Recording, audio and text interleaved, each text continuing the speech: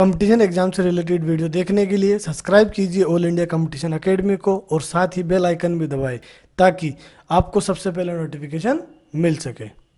नमस्कार दोस्तों, आज की इस क्लास का नाम राजस्थान पुलिस के लिए जो इम्पोर्टेंट बुक्स है उसको डिस्कस करेंगे। राजस्थान पुलिस एग्जाम्स के लिए आपको कौन कौन सी बुक्स पढ़नी चाहिए, कौन सी बुक्स नहीं पढ़नी चाहिए। इस क्लास के अंदर हम सबसे इम्पोर्टेंट चीज़ ये कि आपके जो राजस्थान पुलिस का जो सिलेबस है उस सिलेबस के अकॉर्डिंग जो पार्ट वाइज तीनों पार्ट के लिए पार्ट ये जो ए है, बी है और सी, इन तीनों पार्ट के लिए हम अलग अलग बुक डिस्कस करेंगे। किसी एक गाइड के ऊपर हम जो है वो प्रेफर नहीं करेंगे ताकि जो है वो आपकी तैयारी बेहतर हो सके। तो शुरुआत करते हैं सबसे पहले part A. Part Rajasthan police का जो पार्ट ए है उसके लिए आपको कौन कौन सी बुक्स पढ़नी चाहिए। तो पार्ट ए में आपको पता है दो सब्जेक्ट है आपके, एक तो रीजनिंग का सब्जेक्ट है और एक कंप्यूटर है।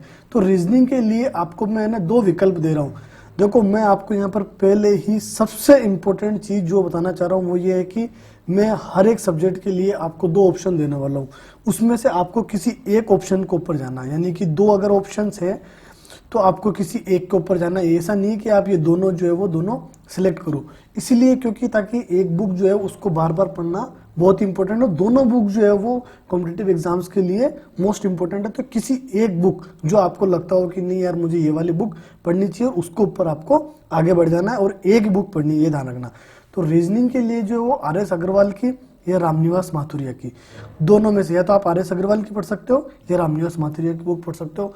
दोनों स्टैंडर्ड बुक्स है और दोनों आपके कॉम्पिटिटिव एग्जाम जो राजस्थान का पुलिस का एग्जाम्स है उसके लिए मोस्ट इंपॉर्टेंट है।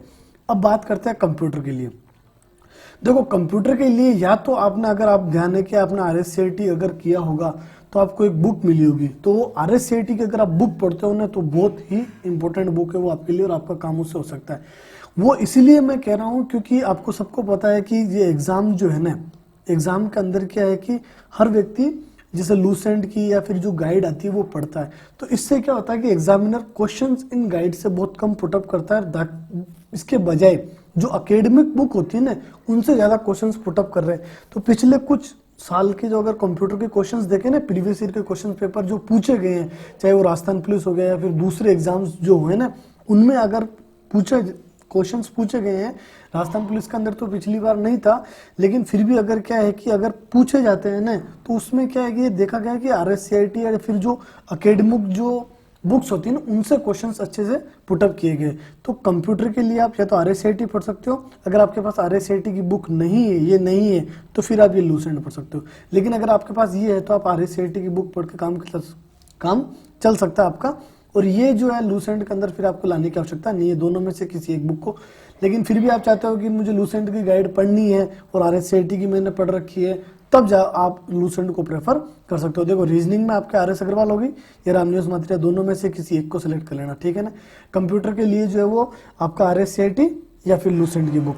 देखो, ये आपका सिलेबस है पार्ट ए, जिसके अंदर आपका तार्किक योग्यता और कंप्यूटर का सामान्य ज्ञान, इसके 60 क्वेश्चंस हैं। अब ये 30 नंबर के, तो अब इसके लिए मैंने पार्ट ए के लिए बता दिया। अब चलते हैं पार्ट बी। पार्ट बी के अंदर देखो सामान्य ज्ञान, विज्ञान। अब सामान्य ये इसके लिए डिटेल के अंदर मैंने अलग अलग सब्जेक्ट की बुक्स बताई है ताकि आपको बेभाग में, क्योंकि पिछली जो भर्ती हुई थी ना वो सबसे बड़ी प्रॉब्लम स्टूडेंट के लिए क्रिएट करी थी इस बेभाग ने। तो इस बेभाग के लिए आपको क्या क्या पढ़नी है वो चीज़ देख लेते हैं। अच्छा, अभी तक अगर आपको ये पता नहीं कि राजस्थान पुलिस कांस्टेबल की बेहतर तरीके से तैयारी कैसे करें, हमारी प्रिपरेशन का स्टैंडर्ड कैसा होना चाहिए, किस तरीके से हमें तैयारी करनी चाहिए, कौन से पोर्शंस के ऊपर हमें फोकस करना चाहिए, कौन से पोर्शन के ऊपर फोकस नहीं करना चाहिए, तो इसके कांस्टेबल पार्ट के 2 वीडियो बना रखे हैं मैंने। एक कांस्टेबल का ये है सबसे इंपॉर्टेंट वीडियो जिसके अंदर मैंने डिटेल के अंदर डिस्कस किया है। एक क्या है कि पार्ट सेकंड भी है। पार्ट सेकंड में तो क्या है कि मैंने जो अपडेशन हुआ है ना उसके बारे में बताया, लेकिन इस वीडियो के अंदर जो है वो मैंने देखो परीक्षा का जो पैटर्न है वो इसके अंदर डिस्कस किया है। पैटर्न के अलावा जो आपका सिलेबस है वो डिस्कस कर दिया। इसके अलावा जो है वो एग्जाम के अंदर कट ऑफ, प्रीवियस ईयर के क्वेश्चन पेपर, रिवीजन की स्ट्रेटेजी, वो सारी चीज़ें मैंने इस क्लास के अंदर डिस्कस करी, तो आप ये वीडियो जाके देख सकते हो। इसके अलावा अगर आप पटवारी की तैयारी भी कर रहे हो तो पटवारी के लिए आपको क्या पढ़ना चाहिए या फिर क्या नहीं पढ़ना चाहिए, इसकी इंपॉर्टेंट बुक लिस्ट की मैंने एक वीडियो बनाई है। उसमें मैंने कुछ NCERT बुक्स जो पटवारी एग्जाम के लिए बहुत इंपॉर्टेंट है वो भी मैंने डिस्कस करी। बहुत इंपॉर्टेंट एक वीडियो है। अगर आप पटवारी के एग्जाम की तैयारी कर रहे हो तो ये आपको वीडियो मस्ट देखना चाहिए ताकि आपकी तैयारी बेहतर तरीके से हो सके, आपको कन्फ्यूजन नहीं हो कि मुझे क्या पढ़ना है और क्या छोड़ना चाहिए। इसीलिए पार्ट बे आते हैं, पार्ट बी के ऊपर या पार्ट बे, जो पार्ट बे है उसके ऊपर। इसमें देखो आपके साइंस है और जो सामान्य ज्ञान है ना उसके अंदर पॉलिटी, हिस्ट्री और ज्योग्राफी, ये 3 सब्जेक्ट की जीके आपको पढ़नी होती है। क्योंकि ये आपको डिटेल में कोई बताएगा नहीं, आपको बोल देगा बोले सामान्य ज्ञान की लूसेंट है वो आप पढ़ लो। तो इसमें मैं क्या है कि आपको अलग से सब्जेक्ट में आपको किस तरीके से तैयार करना चाहिए वो भी मैं डिस्कस करूंगा। तो साइंस में देखो 2 सोर्स आप अपना सकते हो, क्योंकि 9th और 10th क्लास की जो एनसीईआरटी है ना ये बहुत इंपॉर्टेंट एनसीईआरटी है। अगर आप 9th और 10th क्लास की एनसीईआरटी और इसके साथ में लूसेंट या अरिहंत की, दोनों में से कोई एक, ये तो आपको पढ़नी है, इसमें आपको कोई विकल्प ही नहीं है। क्यों? क्योंकि मोस्ट इंपॉर्टेंट है। और क्वेश्चंस भी अगर देखो ना आप तो 9th 10th क्लास की, 10th क्लास के ऊपर नहीं जाना है, केवल 2 ही क्लास की पढ़नी है आपको, 9th की और 10th की जो एनसीईआरटी की बुक है साइंस की, वो बुक पढ़नी है। अब ये बात आती है कि गाइड की, कि आप लूसेंट पढ़ना चाहते हो या लूसेंट साइंस की या अरिहंत साइंस की। अगर आपके पास लूसेंट की है तो वही पढ़ लेना, एक्स्ट्रा पैसा खर्च करने की आवश्यकता नहीं है कि मुझे अरिहंत लेकर जाऊँ। हाँ, लेकिन ये जरूर ध्यान रखना अगर आपके पास नहीं है तो दोनों में से किसी एक को आप प्रेफर कर सकते हो, ठीक है ना।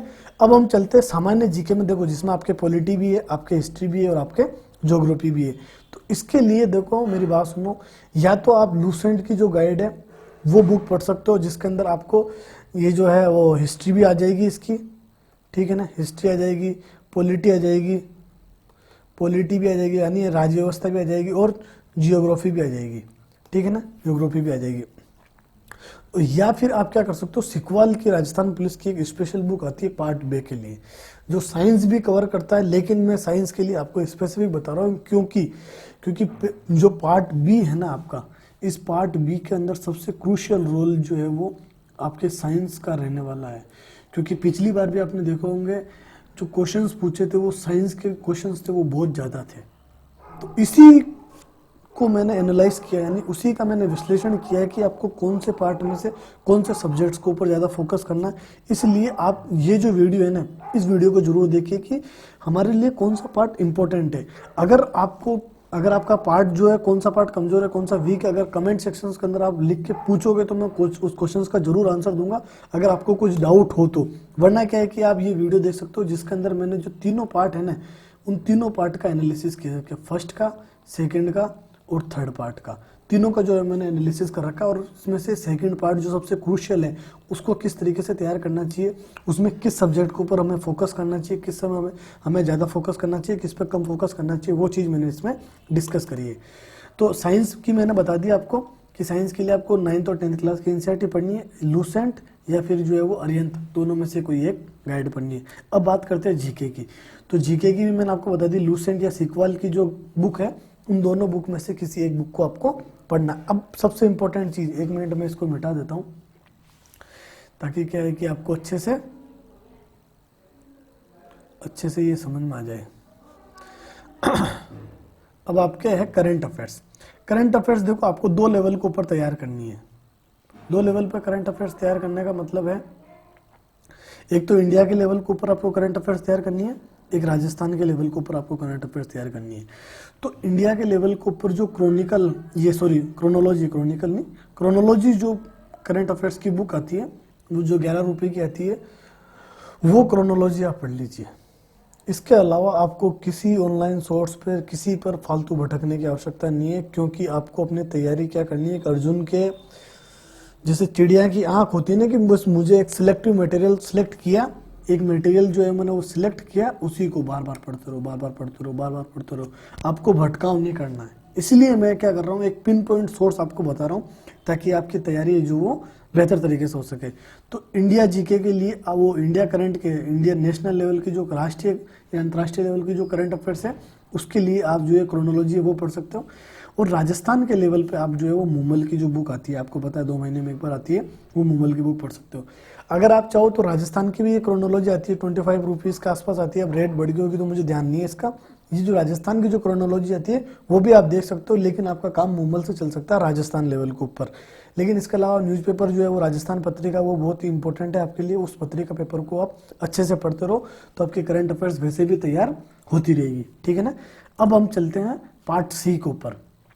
पार्ट सी में आपको पता है इस बार आपका ये नया सब्जेक्ट जोड़ा है, महिला और बाल अपराध।